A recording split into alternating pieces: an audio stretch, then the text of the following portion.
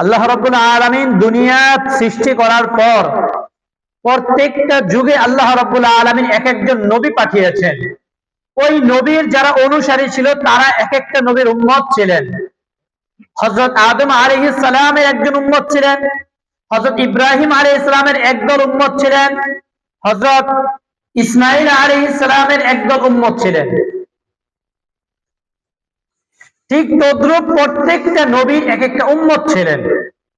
কিন্তু আল্লাহ রাব্বুল আলামিন সমস্ত উম্মতের মধ্যে এই আমরা উম্মতে মুহাম্মাদীকে আল্লাহ তাআলা শ্রেষ্ঠত্ব দান করেছেন। আমাদেরকে আল্লাহ বলেছেন খায়রা উম্মত, তোমরাই শ্রেষ্ঠ উম্মত। কেন? আজকে আমাদের সাথে চলাফেরা করতো আমাদের বন্ধু বান্ধব, একসাথে এই যে আপনারা যারা আছেন, আপনাদের সাথে এক মাঠে খেলতো, এক মাঠে দৌড়দৌড়ি করতো, একই স্কুলে পড়তো। আজকে সে চেয়ারম্যান হওয়ার কারণে তার জন্য অফিস তৈরি হয়ে যায়, তার জন্য ভালো চেয়ার তৈরি হয়ে যায়, তার জন্য খাদেম তৈরি হয়ে যায়। কারণ কি? কারণ তার একটা শ্রেষ্ঠত্ব আছে। শ্রেষ্ঠত্ব কি? তার একটা জিম্মাদারি আছে।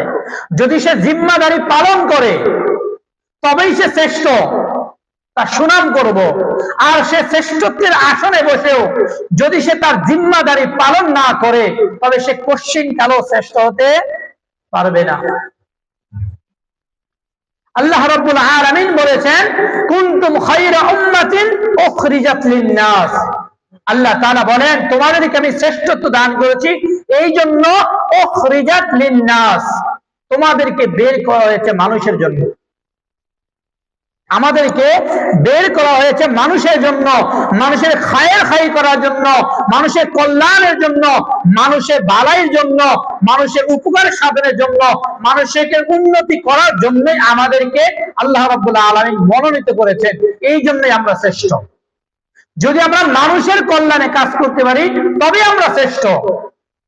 কিন্তু এই শ্রেষ্ঠ মানুষ তার শ্রেষ্ঠত্বকে ভুলে গিয়ে সে এখন আছে তার উন্নতির চিন্তায়।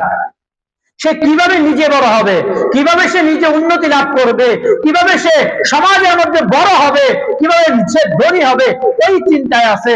কিন্তু আল্লাহ রাব্বুল আলামিন আমাদেরকে শ্রেষ্ঠত্ব দান করেছেন এই জন্য যেন আমরা মানুষের কল্যাণের জন্য কাজ করি। এটাই তো আজকে দুনিয়ার মানুষ মানুষের জন্য কল্যাণ করে,